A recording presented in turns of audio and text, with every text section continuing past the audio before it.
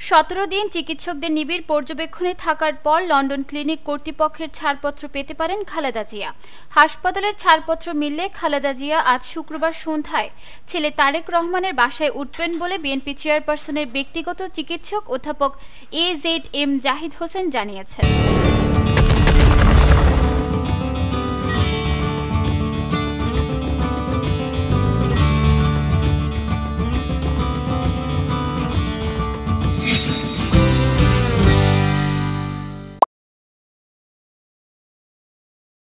জাহিদ হোসেন বলেন, সবকিছু ঠিক থাকলে ইনশাল্লাহ ম্যাডামের হাসপাতাল থেকে ছুটি হওয়ার সম্ভাবনা আছে।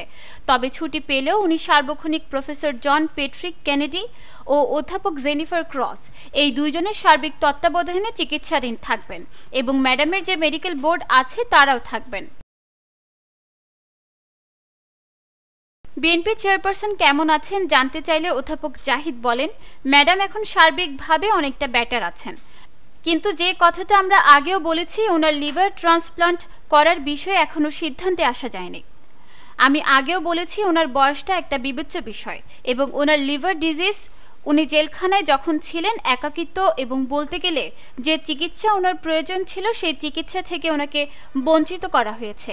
আর দীর্ঘ সময় আটকে রাখার কারণে যে সময় ওনাকে বিদেশে নিয়ে আসলে হয়তো আরও দ্রুত সুস্থ হওয়ার সম্ভাবনা ছিল।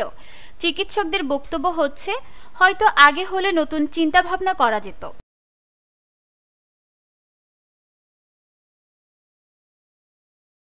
তিনি বলেন, এই অবস্থার মাঝে লন্ডন ক্লিনিকের মেডিকেল বোর্ডের যে চিকিৎসা সেই অনুযায়ী চিকিৎসা চলবে। ওনার শারীরিক অবস্থার উপর ভিত্তি করে সকল রিপোর্টের ফলাফল আসা সাপেক্ষে পরবর্তীতে সিদ্ধান্ত গৃহীত হবে। ৭৯ বছর বয়সী সাবেক প্রধানমন্ত্রী খালেদা জিয়া দীর্ঘদিন থেকে liver cirrhosis, kidney, heart, diabetes, arthritis সহ নানা শারীরিক অসুস্থতায় ভুগছেন। নিউজ ডেস্ক, দৈনিক পূর্বকোণ।